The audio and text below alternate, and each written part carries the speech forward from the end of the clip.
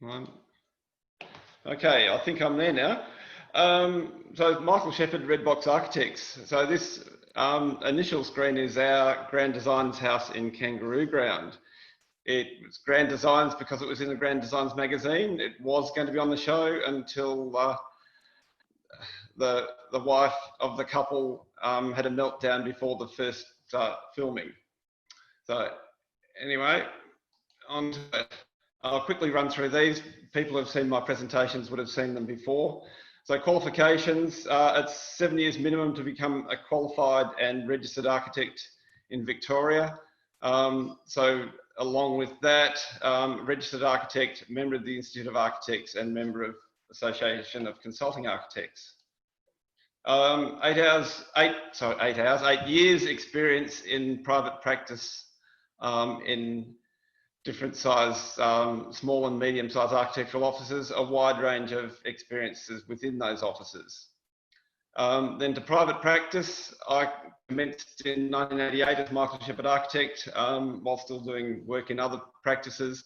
Then 1990, Sheppard and Dwyer Architects, until a few years ago we rebranded.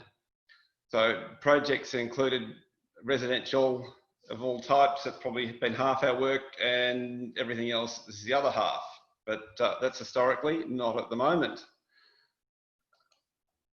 So a little bit of history, architectural history. After the Second World War, Robin Boyd, great Australian architect, set up small home design service with The Age and the Institute of Architects, promoted affordable, good architecture, architecturally designed homes. The houses were light, open, lots of full height glass to the north and good ease for shading. This was a big change from pre-war housing.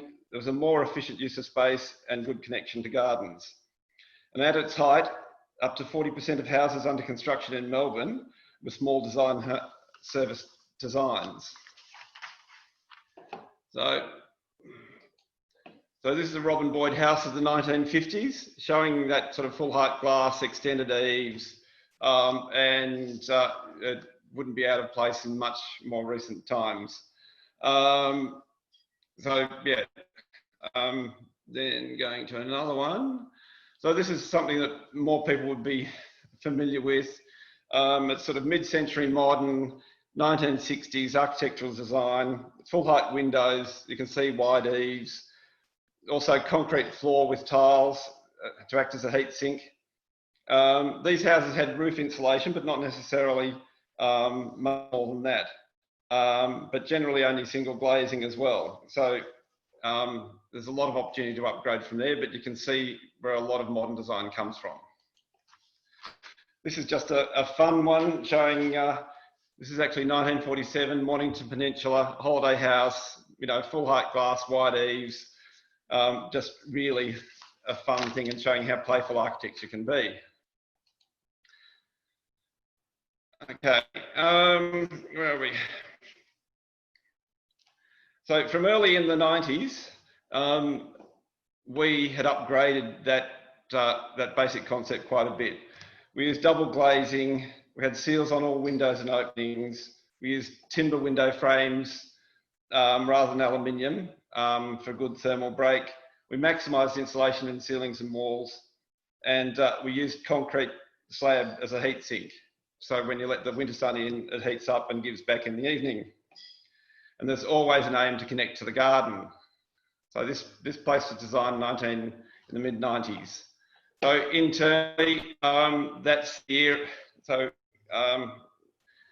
you can have it all shaped. You can have a square box. You can have curves. You can have all sorts of things with that style. Where are we? Yeah, come on. So at the other end of the scale, in conservative architect, mid-noughties, Doncaster, they wanted to have a fully insulated, up-to-date house. They were used to living in one where they spent so much on energy. They're always cold or hot.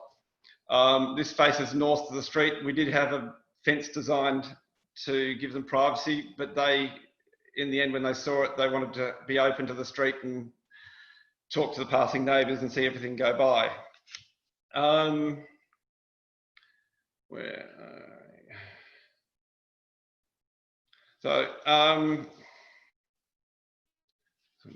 we? Sorry. So that's just another view from that. So, you know, we maximise north windows. We've got eaves. There's no windows facing west. Okay. So now I'd like to get to some of the value adding that was advertised for this talk. So do's and don'ts for housing and for adding value. So I'll just run through quite a few and as I said before, get the vibe. Do use concrete slabs with insulation under. Don't use waffle pod slabs. They're structurally suspect unless well designed by an engineer on sand. Do use double glazed windows with timber framing or aluminium with a thermal break. Facing windows to the north, you need the right size eaves. Don't shade north windows with wide verandas. Do you want to listen to this? It's quite interesting. Yeah, okay. Don't have what you're doing. Oh. Of any significant size, east or west, unless for great views or garden access. And if you do, then you must shade them well and have vertical screening externally. Do maximise insulation to roofs, external walls, but also add insulation between floors and internal walls to compartmentalise the house. But you could also use acoustic bats. We have many houses that only need a small amount of heating or cooling in prolonged cold or hot spells.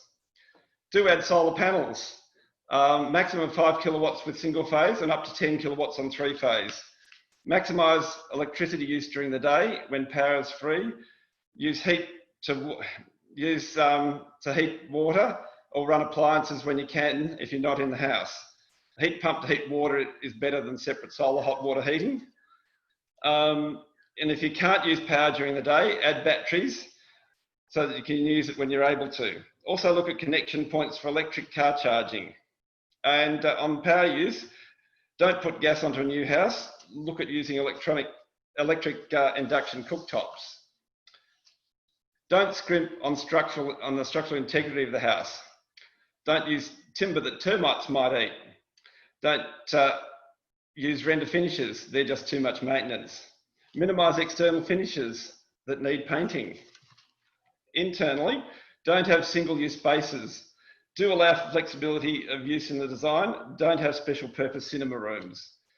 Bathrooms should be open and spacious enough to be for disabled use at times. Definitely have walk-in large showers. If your house is 2 stories, allow for future lift. This can be done with large storage cupboards, one on top of the other. So that's right.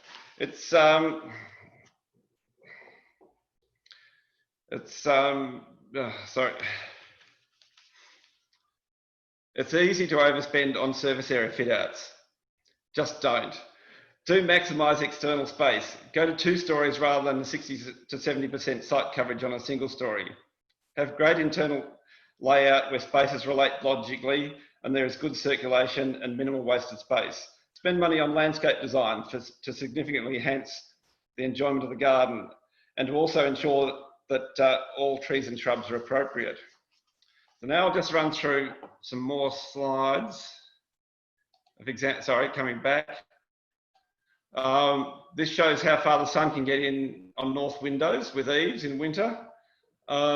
Just one example, a house a few years ago. This is a renovation job, a 1980s house. It had aluminium single glazing, faced north, but the timber pergola was rotting. So we gave a deck so there weren't 2 to 3 steps down to the garden, redid the pergola, changed windows to timber frame, double glazed, sealed all round, and that was just sort of I went through the house doing that sort of thing and totally upgrading. Another one I've shown before, house is now finished, but this shows it better without fences and surroundings. 400 square metre lot, an 85 square metre footprint, 2 stories to maximise garden. This is south facing to the street. This is showing to the north side, staging, carport go there eventually, but staging access to fit into budgets, and that's showing all the north facing glass with eaves, a winter shot. And then that just gives a better example from the other direction of how we're going to do it. East facing window to the rear with a large veranda eave, and that'll have trees for late afternoon shading eventually. Just another shot if I got the wrong way. This Grand Designs house on a vineyard looking up at how it's sitting in the landscape. That's showing the north view. 1 minute, Michael. 1 minute internal shot of that place, and then another Grand Design shot. Okay, bread and butter referrals. Whoops, back.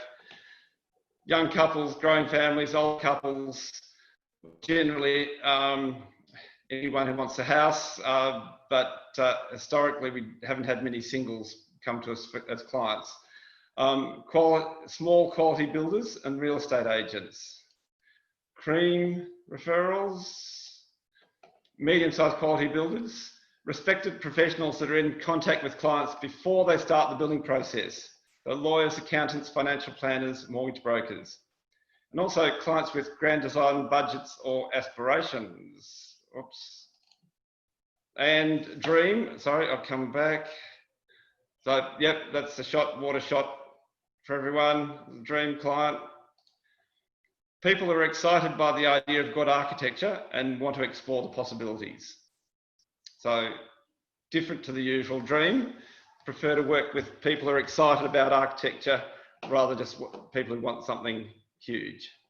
And that's it.